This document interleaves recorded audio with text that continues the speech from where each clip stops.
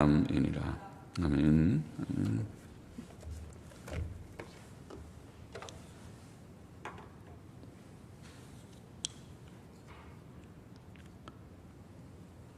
같이 잠깐 기도하고 말씀을 생각하겠습니다.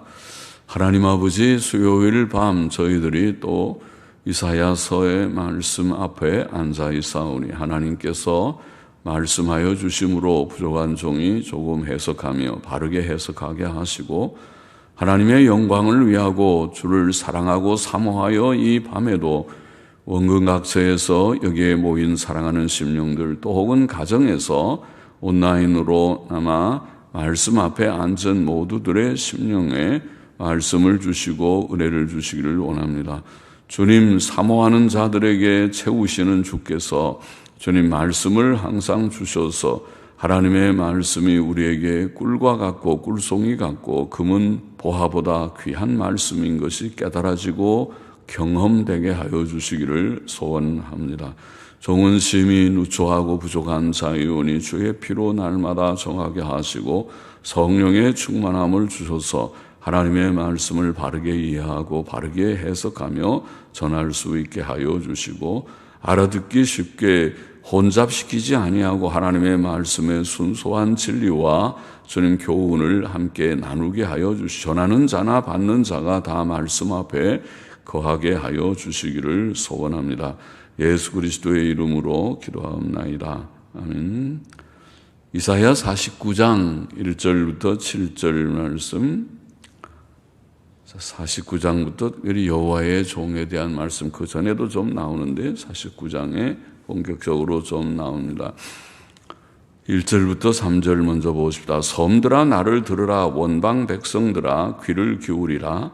여호와께서 내가 태에서 나옴으로부터 나를 부르셨고 내가 어미 복중에서 나옴으로부터 내 이름을 말씀하셨으며 내 입을 날카로운 칼같이 만드시고 나를 그 손 그늘에 숨기시며 나로 마광한 살을 만드사 그 전통에 감추시고, 전통은 화살통이죠. 전통 화살통에 감추시고 내게 이르시되 너는 나의 종이요 내 영광을 나타낼 이스라엘이라 하셨느니라. 너는 나의 종이요, 나의 종이. 여기에 지금 말하고 있는 나, 하나님과 나라고 말하는 자가 여기 나오죠. 섬들아 나를 들으라. 여호와께서 내가 태에서 나옴으로부터 나를 부르셨고, 여호와 하나님이 계시고 여기에 나라는 자가 있는데 여기에 하나님께서 나라고 부르는 자에게 너는 나의 종이요 내 영광을 나타낼 이스라엘이라 하셨느니라. 이스라엘을 참으로 대표하는 참된 이스라엘을 세울 자, 나라고 하는 자, 그가 여기에 나온 것이 여호와의 종이라고 불리는 오늘 제목처럼 여호와의 종에 대한 말씀이 본격적으로 나옵니다. 섬들과 원방 사람들, 섬들아 나를 들으라, 원방 사람들아 귀를 기울이라. 섬들과 원방 사람들은 이방인들을 가리켰다고 봅니다.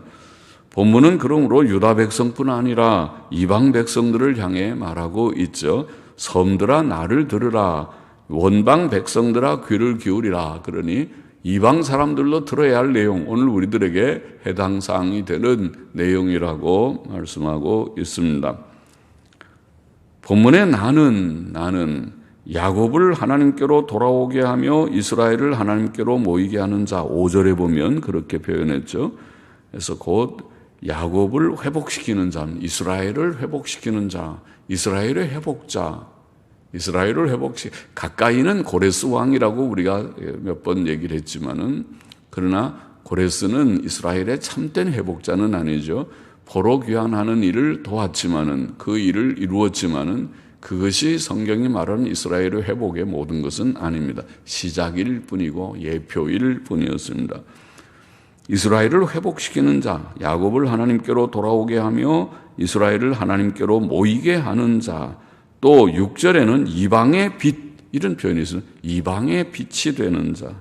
또 8절에는 백성의 언약이 되는 자. 이방의 빛이 되고 이방에게 구원의 빛이죠. 빛이 되고 또 백성의 언약이 되는 새 언약의 중보자가 되는 자, 그 자가 누군지 신약 성경을 읽는 사람은 알 것 같습니다.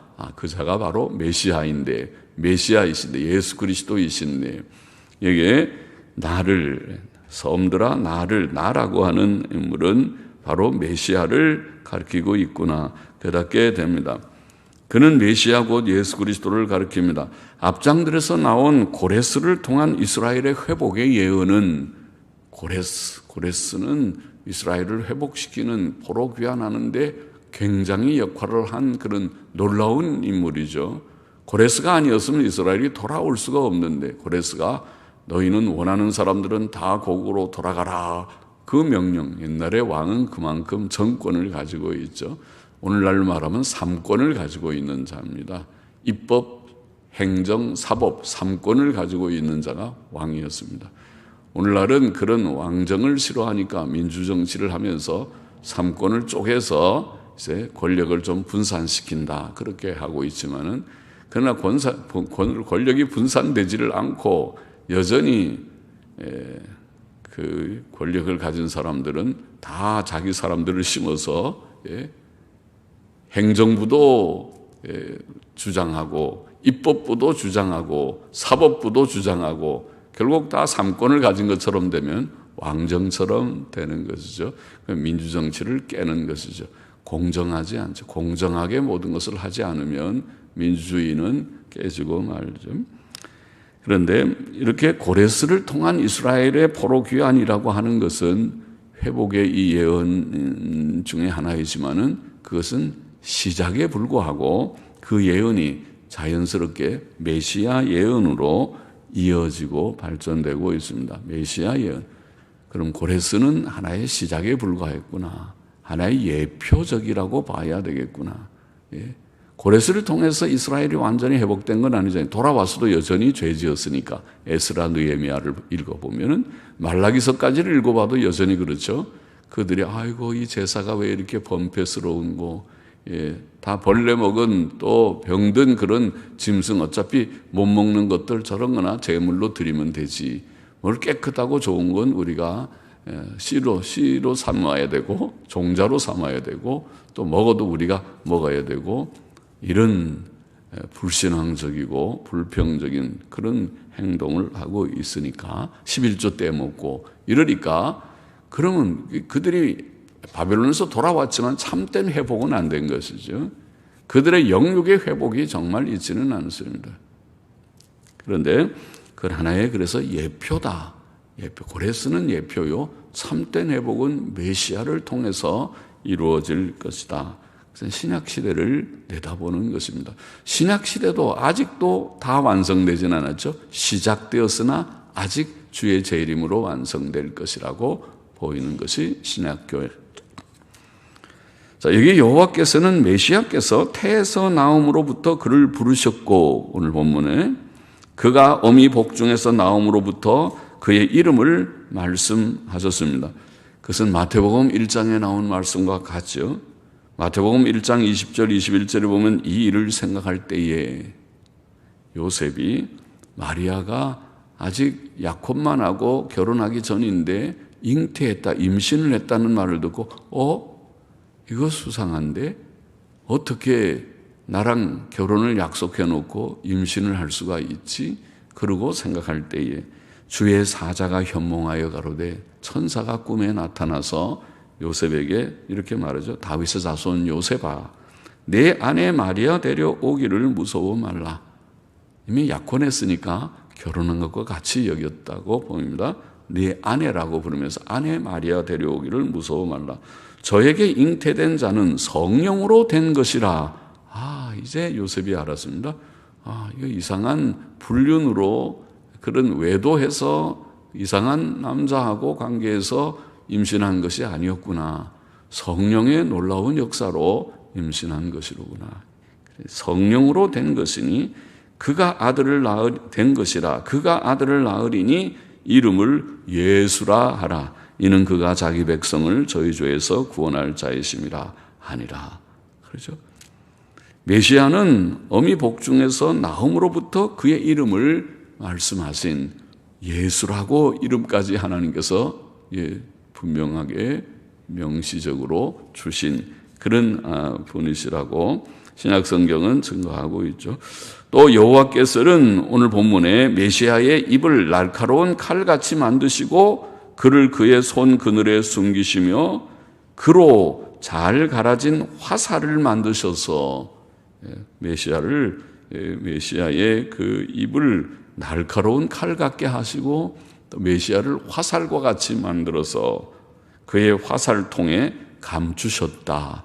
쓰려고 화살을 탁 활을 쏘면 하나님께서는 아주 1등 궁수이시니까 그래서 1등 사수입니다. 탁 쏘면 아주 정확하게 100점짜리 100점이라고 그러니까 딱 정중앙에 딱 쏠 수 있는 그런 하나님이실 것입니다. 그래서 메시아를 그 입을 이게 날카로운 칼에다가 비유하고 또 메시아 자신을 화살과 같이 잘 갈아진 화살로 비유를 했습니다. 그래서 메시아의 사역, 메시아의 구원 사역, 말씀 사역, 입의 사역, 메시아의 입에서 나오는 말씀의 사역은 좌우의 날선 예리한 칼 같아서 영혼들을 구원하는 능력이 있습니다. 우리의 무딘 심령을 칼로 탁 찔러서 깨우쳐서 너 죄를 모르느냐 깨우쳐가지고 이 무딘 심령을 깨우쳐서 각성이 돼서 내가 죄인이로구나. 내가 이거를 이렇게 참 깨닫지 못하고 아직도 이 헛된 세상의 것을 기웃거리다니 이 참 못됐구나 하고 자기의 죄성을 통절히 깨닫게 하는 그거는 칼로 탁 치고 화살로 하듯이 화살로 너 그러면 죽는다. 딱 화살로 쏘아서 우리의 옛사람은 탁 죽여버리듯이 우리를 그 앞에 거꾸러지게 하고 그래서 구원하시는 구원의 사역을 상징적으로 표현한 것이라고 보입니다. 요한계시록 1장 16절에 보면 주님을 묘사하기를 그 오른손에 7별이 있고 그 입에서 좌우에 날선 검이 나온다 그랬어요. 검이 나온다. 그냥 메시아의 입은 날카로운 오늘 칼이라고 하는 것 비슷하죠. 입에서 검이 나오듯이 주의 날선 검으로 그 검의 역사로 우리의 심령을 주께서 깨우치시는 구원하시는 잘못을 지적하시고 잘라버리세요. 너 버려. 죄를 다 버리라. 회개하라. 안 버리면 너 죽는다. 죽을래? 살래? 죽는다. 죄를 가지고 있으면 죽죠. 우리가 죄를 버려야 사니까 실제로 칼로 우리를 죽이는 위협하는 것이 아니라 말씀으로 우리의 심령을 도덕적으로 우리의 심령을 깨우쳐서 회개하라. 그래야 네가 살지. 그렇지 않으면 내 영혼이 죽는다. 그리고 너가 영혼만 죽지 않고 몸도 사실은 죽어요. 하나님께서 버리시면은 병도 들고 버리시면은 폐인이 될 수 있고 지옥 형벌을 결국 받게 될 것이니까 죽는 것이죠. 또 여호와께서는 메시아를 나의 종, 내 영광을 나타낼 이스라엘이라고 말씀하십니다. 메시아께서는 하나님의 종으로 오셔서 하나님의 종이죠. 메시아를 종이다. 하나님의 종으로 오셔서 하나님의 뜻을 충성되이 이루실 것입니다. 마태복음 20장 28절에 보면 그렇죠. 주님께서 나는 섬김을 받으러 오지 않고 섬기러 왔다. 많은 사람을 위하여 대속물로 나의 목숨을 주기 위하여 왔노라. 주님께서는 종이죠. 종도 그런 종이 없죠. 자신을 그냥 조금 봉사하는 종이 아니라 자기의 목숨을, 자기의 몸을 다 들여서 우리를 위하여 제물로 드리는 것이 정말 그는 놀라운 종의 사역이죠. 주님은 그렇게 우리를 위하여 일하셨습니다. 우리의 구속을 위하여 이 땅에 오신 것부터 십자가에 죽으신 것까지, 죽기까지 복종하신 주님이십니다. 4절 넘어가 봅니다. 그러나 나는 말하기를 메시아께서 계속 말씀합니다. 나는 말하기를 내가 헛되이 수고하였으며 무익히 공연히 내 힘을 다하였다 하였도다. 정령이 나의 신원이 여호와께 있고, 신원이라는 말은 특별히 여기에는 원통함을 갚는다는 그 단어를 쓰지 않고 미슈파트라는 말은 샤파트, 그냥 심판한다, 판단한다는 말입니다. 미슈파트는 심판, 판단 혹은 거기에 송사, 그러니까 재판에 무슨 안건이 하나 그 송사의 재판건이 올라가는 걸 우리가 미슈파트라고 그렇게 말하기도 합니다. 그래서 나의 신원이란 나의 판단, 판결 혹은 송사. 그러니까 사실은 메시아가 억울한 일을 당한다는 말이죠. 그래서 그 나의 정령이, 나의 신원이, 나의 판단, 나의 판결 혹은 나의 송사가 여호와께 있고 나의 보응이 나의 하나님께 있느니라. 그래서 자기가 억울한 일을 당하면 메시아의 억울함을 하나님께서 보응해 주시죠. 그것을 말하고 있습니다. 자, 이 메시아의 말씀, 이 메시아의 사역은 바로 예수 그리스도의 사역에서 우리가 그대로 이루어졌다고 보이죠. 예수 그리스도의 사역은 정말 헛된 사역처럼 보이지 않습니까? 여기에 나는 말하기를 내가 헛되이 수고하였으며 무익히 공연히 내 힘을 다하였다 하였도다. 그렇게 보이는 면이 있죠. 주님께서 33년 세상을 사셨는데 공생애라고 말하는 전도사역 3년의 사역을 우리가 잠깐 생각해도 그렇지 않습니까? 3년 동안 주님은 열심히 전도하시고 제자 훈련을 시켰죠. 오늘날로 말하면 제자를 삼으시고 제자들을 데리고 다니면서 교회 있는 대로 가르치시고 공적으로 모두가 있을 때도 가르치시고 또 집에 있을 때도 또 그 말씀을 좀 풀어서 가르치시고 들판에서도 가르치시고 성전에서도 가르치시고 많은 병자들을 고쳐주시고 기적의 능력을 행하셔서 믿음의 증거를 보여주시고 많이 하셨으니까 그쯤 하면은 3년 동안 했으면 사람들이 이제는 확실해 너무 확실해 저 예수가 하나님의 아들 그리스도가 맞아. 제자들도 그렇게 사실은 생각했잖아요. 믿고 고백도 하고 따르고 영생의 말씀이 주께 계시오니 우리가 누게로 가오리이까 그런 고백도 하고 참 좋은데 그런데 이 3년 동안의 전도와 제자 훈련이 헛된 것처럼 사실은 보였죠. 헛되다는 말이 아니라 헛된 것처럼 보였습니다. 3년 동안 가르쳤던 제자 중 하나는 배신했고 가룟 유다는 주님께서 그래도 가룟 유다가 똑똑하고 산수도 좀 잘하고 셈도 숫자를 잘 세고 하니까 돈꾀를 맡겼겠죠. 돈이 산수 잘 못하는 사람들은 돈을 씌워도 자꾸 매번 씌워도 틀리게 세죠. 요새는 기계로 더럭더럭 하지만은 그러죠. 그런데 그래도 여전히 돈을 좀 세고 그래야 되는데 돈 세는 거 잘 못하는 사람은 안 되죠. 수학을 잘해야 사람이 똑똑한 편이고 무슨 일든지 잘한다고 하잖아요. 그래서 옛날에는 아주 수학은 기본이에요. 모든 학문의 기본이고 수학을 다 공통학문으로 가르쳤어요.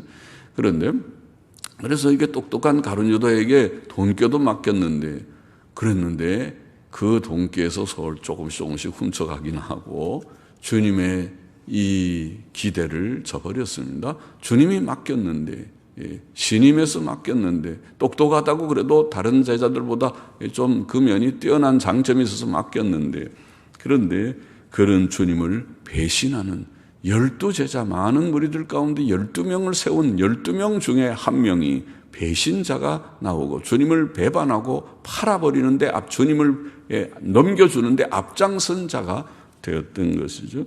또 수제자라고 말하는 베드로는 예수께서 잡히시던 밤에 주를 모른다고 내가 예수 모른다고 내가 진짜 맹세코 말하는데 모른다고 내가 정말 예수를 알면 내가 저주를 받는다고 하면서 주님을 모른다고 그러니 주님께서 다 보시면서 기가 차시죠. 3년 동안 가르치고 12제자 중에 제일 대표라고 오늘날로 말하면 장로쯤 되는 제자가 그 모양이니 주님의 실망이 보통 큰 것이 아니겠죠. 3번이나 모른다고 나는 정말 모른다고 내가 맹세코 모른다고 내가 정말 알면 저주를 받지. 그러니 그 말대로 진짜 그는 저주를 받아야 될 그런 지경의 제자가 되어버렸어요. 또 대부분의 제자들은 그날 밤 다 걸음아 날 살려라고 도망쳤다고 그랬어요. 다 가버렸다고 그랬어요. 도망쳐버리고 거기 있으면 그 겟세마네 동산에서 잡히면 죽는 줄 알고 다 도망가고 예수만 잡혀서 손이 묶여서 안나스에게 가야바에게로 끌려다니고 있었던 것이죠. 또 무리들은 예수님의 많은 은혜의 말씀을 듣고 예수 좋다고 예수를 따라서 호산나 부르기도 하고 추종하고 따르고 예수 좋다고 거기서 또 오병이어 기적할 때는 떡 먹고 놀라운 떡을 이 놀라운 떡을 우리가 이 밤에 맛있는 떡을 먹었다고 그렇게 말하던 무리들이었을 것 같은 그들이 예수님 십자가에 못 박는 데다 아마 많이 참여하지 않았겠는가. 저를 죽여라 죽여라 십자가에 못 박아 죽여라 죽여라고 외치는 무리들이 되었다. 그러니 오늘 말씀대로 내가 헛되이 수고하였으며 무익히 공연히 내 힘을 다했다. 내가 괜히 그렇게 잠도 안 자고 수고하고 했나 이렇게 싶은 것이죠. 사역이 사실은 그래요. 목회 사역도 그러고 교회 봉사 사역도 그렇죠. 열심히 하는 사람은 특별히 그래요. 내가 열심히 정말 했는데 아이고 결과가 이건가 이런 욕이나 먹고 이렇게 내가 허탈하게 아이고 이제는 내가 절대로 난 교회에 깊이 개입 안 한다. 나는 저 거리를 두고 좀 떨어져서 조용히 뒤에 살짝 왔다가 살짝 가리라. 그리고 교회 일에는 내가 전혀 개입 안 하겠다. 그렇게 생각하는 사람들도 간혹 생기죠. 그렇죠. 주님 자신이 그랬으니까 우리의 교회가 온전할 수가 없고 교회에서도 그런 실망을 할 수도 있겠죠. 그러나 메시아의 사역이 결코 헛된 것은 아니었음을 우리가 너무 잘 알고 있습니다. 하나님의 공의의 판결이 있을 것이다. 정령이 나의 신원이 나의 판결, 나의 판단, 나의 송사, 나의 문제를 하나님께서 판단해 주시고 보응해 주실 것이다. 나의 보응이 나의 하나님께 있느니라. 그렇게 표현하고 있습니다.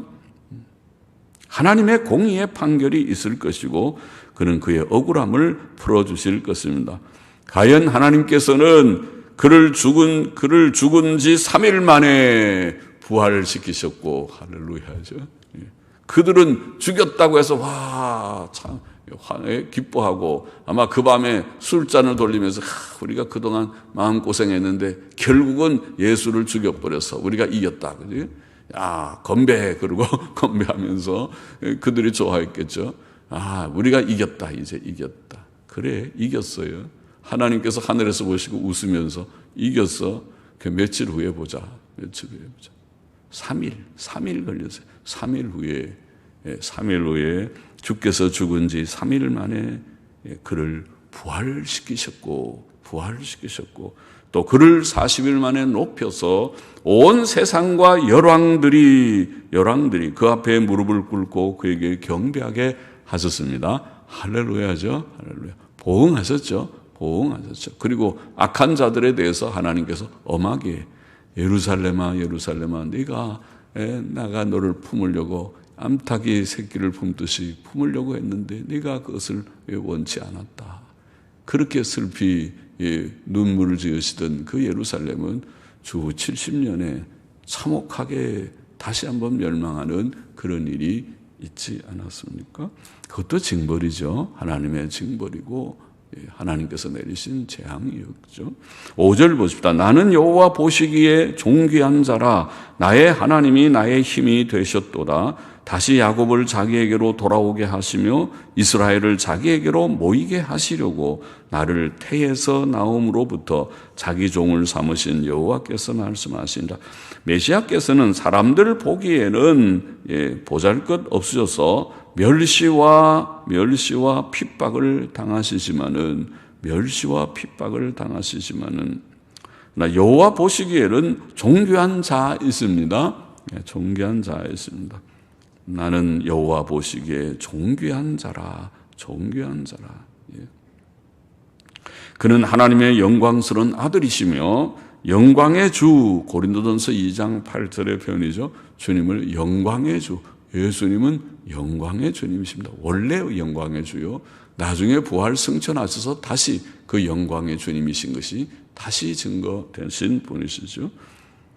또 하나님께서는 그의 힘이 되셨습니다. 나의 하나님이 나의 힘이 되셨도다. 할렐루야. 우리도 그런데 우리도 예수님 하나님 때문에 늘 새 힘을 얻는데 예수님이 그러셨죠. 인간적으로 예수님은 참 힘이 빠졌겠지만은 그러나 하나님을 의지하고 힘을 얻으셨다. 그렇게 표현하고 있고, 사람들이 그를 모르고 핍박할 때 하나님께서는 그의 힘과 위로가 되셨습니다. 이 메시아께서는 야곱 자손들을 하나님께로 돌아오게 하시며 이스라엘 백성을 그에게로 모이게 하기 위해 태에서 나옴으로부터 하나님의 종으로 택함을 받으셨다. 그러니까 딱 메시아의 사명이 그렇게 정해져 있어요. 하나님께서 메시아를 왜 땅에 보내십니까? 이스라엘 회복을 위하여, 곧 다시 말하면 모든 택자들의 구원을 위하여 하나님께서 메시아를 보내시는 것입니다. 그리고 그 메시아의 이 사역, 그의 사명, 그의 임무는 완수될 것입니다. 6절 보십시다. 그가 가라사대, 하나님께서 가라사대, 네가 나의 종이 되어 야곱의 지파들을 일으키며 이스라엘 중에 보존된 자를 돌아오게 할 것은, 이게 메시아의 사역이라고 그랬죠. 이스라엘의 회복, 야곱 지파들을 일으키고 이스라엘 중에 보존된 자를 돌아오게 할 것은 오히려 경한 일이라, 가벼운 일이라, 혹은 근래 영어 성경은 그냥 작은 일이다. 그거는 너무 작은 일이다. 작다고요? 이스라엘의 회복, 그것은 작다고요? 네, 그렇습니다. 이스라엘의 회복, 고레스를 통해서 바벨론에서 돌아오는 것, 그거는 하나님의 사역에서 그건 아무것도 아니다. 그건 작은, 아까 예표라 그랬죠. 작은 하나의 시작에 불과하고, 그보다 더 놀라운 것이 있다. 그 놀라운 것이 뭔가요? 여기 보면 작은 경한 일이라, 작은 일이라, 내가 또 너로 이방의 빛을 삼아 나의 구원을 베풀어서 땅끝까지 이르게 하리라. 와, 하나님의 뜻은 놀랍군요. 단순히 민족, 이스라엘 민족, 유대 민족을 하나님께서 바벨론 포로 생활 70년 포로 생활에서 돌아오는 것도 대단한 기적이지만은 그 정도 하려고 하나님께서 섭리하시는 것이 아니고, 그것은 하나님의 거대한 섭리 중에 작은 부분에 불과하고 하나의 예표에 불과하고 시작에 불과하고, 하나님께서 뜻하시는 것은 거대한 일이다. 그것은 온 세계에 아담 이후로 택한 백성들이 있어서 택한 백성들을 구원하시는 세계적인 구원의 역사, 세계 복음화의 역사가 하나님의 뜻이라는 것을 보이고 있습니다. 본문은 메시아의 구원 대상이 이스라엘 백성에 국한되지 않고 온 세상 땅끝까지의 이방인들을 포함할 것을 보이는 놀라운 예언이죠. 이방의 빛을 삼아, 빛은, 성경의 빛이라는 것은 지식과 의, 또 생명과 행복을 상징하는 그런 용어죠. 빛이, 어두움은 반대고, 어두움은 무지와 죄와 죽음과 불행을 가리킬 때 어두움이라고 표현하고, 우리는 과거에 어두움 속에 살았지만은 무지하고 죄 가운데 죽음에 그늘진 이 골짜기에서, 그리고 늘 불행과 슬픔, 근심, 걱정, 그 속에서 살았던 우리들이지만은 예수님 믿고 구원 얻어서 이제는 하나님이 계시구나, 지식에 눈이 열렸고 의를 얻었고, 그리고 영생을 얻었고 생명 안에서 살고 평안과 기쁨과 행복을, 우리는 해피입니다. We are happy, we are happy. 우리는 행복한 자입니다. I am happy, 나는 행복합니다. 예수님 믿으면은 행복자이죠. 행복자가 맞습니까? 하나님과 함께 사는 것이 행복인 것을 아십니까? 체험하고 느끼고 또 그렇게 체험하고 살아야 하겠죠. 늘 그렇게 살기를 우리가 힘써야 하겠습니다. 하나님의 은혜를 늘 구하여야 되겠습니다. 자, 이 빛은 예수 그리스도의 의로 말미암은 영생과 영원한 행복을 가리킨다고 하겠습니다. 이것은 예수 그리스도의 오심으로, 메시아이신 예수 그리스도의 오심으로 신약 시대에 이미 성취되었습니다. 하나님의 구원의 빛이 온 세상에 비추어졌습니다. 이 빛이 왔다. 하나님의 구원의 복이 온 세상에 충만히 전달되어서 오늘 이 아시아의 동쪽 끝에 있는 우리나라에까지 100년 전에 이 복음이, 2000년에서 비해보면 100년은 너무 맨 끝이죠. 막차 타고 우리가 구원 얻은 것처럼 막차를 탔습니다. 겨우 우리도 붙여줘서, 하나님께서 붙여줘서, 그렇지 않으면 우리는 구원도 못 받을 뻔했는데 구원을 얻는 자들이 되었습니다. 사도 바울은 골로새서 1장 23절에서 사도 시대에 이미 이 복음은 천하 만민에게 전파된 바요, 이런 표현을 했어요. 천하 만민에게, 아시아에 또 유럽에 또 이제 저 스페인까지 복음이 증거될 예정에 있었던 천하 만민에게 전파된 바요, 나 바울은 이 복음의 일꾼이 되었노라고 말한 바가 있죠. 온 세계의 하나님의 택한 백성들이 다 구원을 얻을 것이다. 이것이 하나님의 구원 계획이고 섭리의 내용이죠. 그러니 그 거대한 섭리에 비해 보면 오늘같이 오늘 우리가 보는 온 세계의 수많은 사람들이 예수님 믿고 구원 얻고 교회가 처처에 있고, 이 대한민국 조그만 나라에도 김포공항에서 저 공항에서부터 우리가 차를 타고 들어오면은 밤에 온 데에 십자가가 보이는, 와, 세상에 이렇게 교회가 많은가, 이렇게 모여서 예배를 드리는가. 코로나라고 그래도 모이는 것에 조심하라고 그래도 교회들은 패하지 않고 계속 열심히 모이고, 마스크 끼고 답답하지만은 모이고, 마스크 끼고 예배 드리는 게 얼마나 답답하고 힘들겠어요.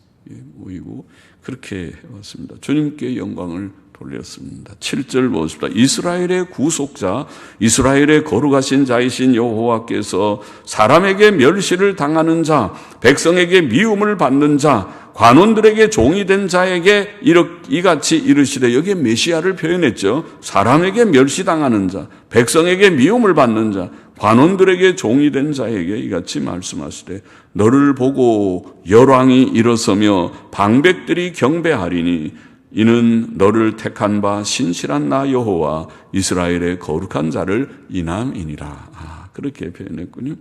하나님께서는 자신을 이스라엘의 구속자요, 이스라엘의 거룩한 자, 이스라엘의 거룩한 자, 하나님께서 거룩하신 분이시지만은 이스라엘의 거룩한 자라는 이 말은 이스라엘을 거룩해 하는 자, 이런 뜻이 아닌가 싶은데, 이스라엘을 진짜 거룩해 하시는 자죠. 불결하기 그지없는 죄 많은 이스라엘을 구원하셔서 거룩하게 만드시는 그 자가 하나님, 구주 하나님이시죠.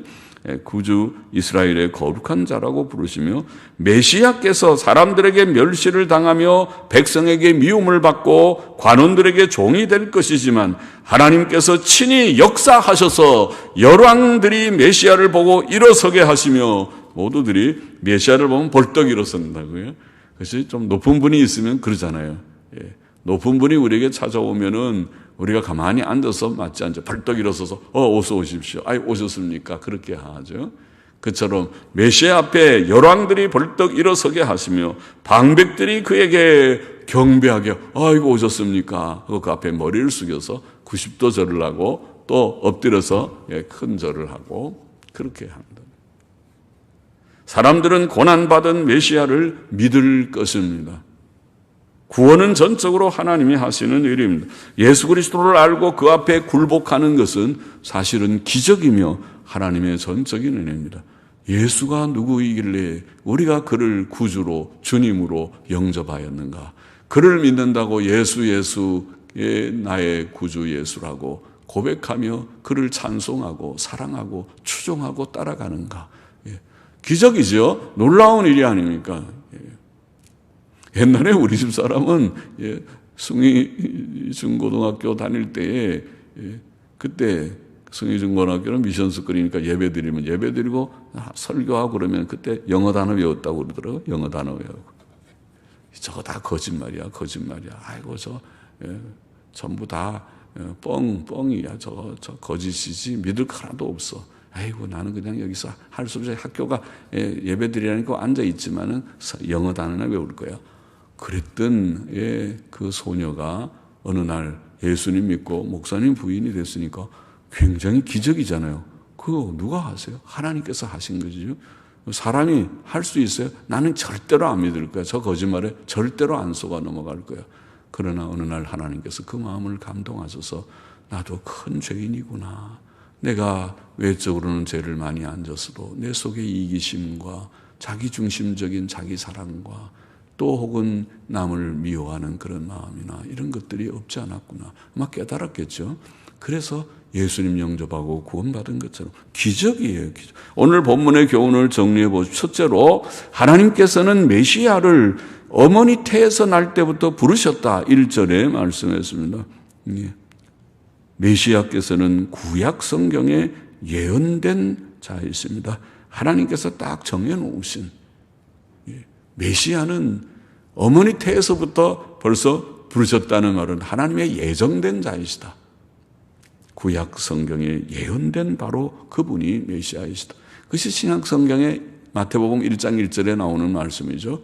아브라함과 다윗의 자손 예수 그리스도의 족보다. 구약 성경에 예언된 분이다.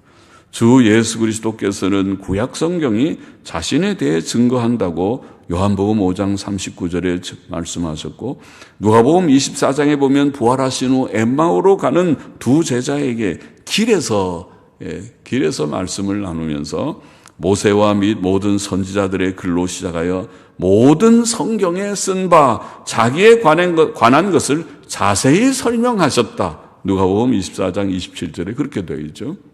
길에서 했어요.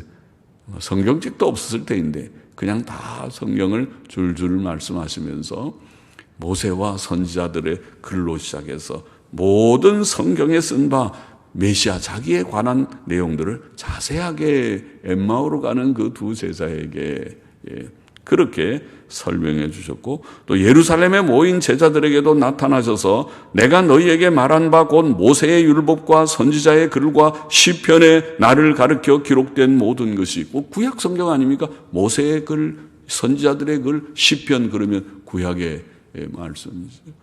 모든 것이 이루어져야 하리라 한 말이 이것이라. 곧 메시아의 죽음과 부활 이것이라고 말씀을 해 주셨다. 누가복음 24장 44절 말씀이죠. 우리는 하나님께서 구약 성경에 예언하신 구주 예수 그리스도를 보내주셨음을 감사하고 또 믿고 잘 따라가는 우리가 되기를 원합니다. 둘째로 메시아께서는 여기 오늘 본문 7절에 사람들에게 멸시를 당하시고 백성에게 미움을 받으실 것이라고 예언되어 있습니다. 예수 그리스도께서는 사람들에게 멸시와 학대를 받으셨고 마침내 십자가에 달려 수치와 극심한 고통을 당하셨어요.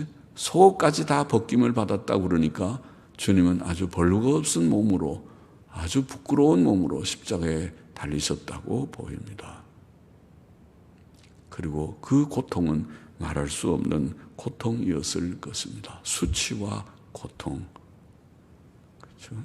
인간에게 있어서 참 큰 고통이죠. 수치와 고통.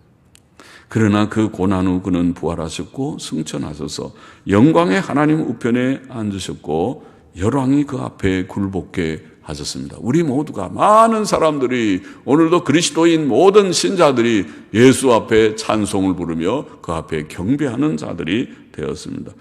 주께서는 아무든지 나를 따라오려거든 자기를 부인하고 자기 십자가를 지고 나를 쫓을 것이니라. 그런 말씀하셨죠.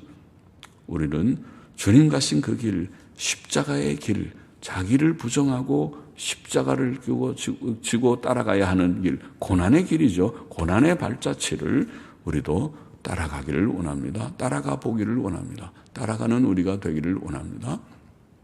셋째로 메시아께서는 이스라엘을 회복시킬 뿐 아니라 오늘 본문에 보면 놀라운 예언, 이방의 빛이 되어 땅끝까지 구원을 베푸실 것이라. 6절의 말씀에 우리가 읽었죠. 그것이 예수 그리스도의 사명과 직무이었습니다. 땅끝까지 구원의 빛을 비추시는 것, 이것이 세계복음화죠. 오늘 세계 사람들이 다 구원 얻는다는 뜻이 아니라 하나님의 택자들이 온 세계에 있어서 세계 70억 인구 가운데 구원받을 인구들은 몇 명인지 그건 소수일 것입니다. 70억 전체는 물론 아니고 절반도 아니고 아마 다수 소수를 나누면 소수일 것입니다. 몇 억이 안 되고 몇 천만일지도 모릅니다. 우리는 그 정확한 숫자를 모르지만 작은 수일 것입니다. 오늘날도 많은 사람들은 세상은 주님을 조롱하고 하나님을 조롱할 것입니다. 하나님 믿고 예수님 믿는 것을 미신이라고 말할 것입니다. 그런 것이 어디 있느냐고. 이 과학시대에 그런 것은 미신이라고 말할 것입니다. 그래요? 그럼 뭐가 과학인데? 너희는 이 세상의 근원을 아는가? 세상이 어디서 왔는 걸 아는가? 진화론이 과학이냐? 우스운 소리 하지 말아라.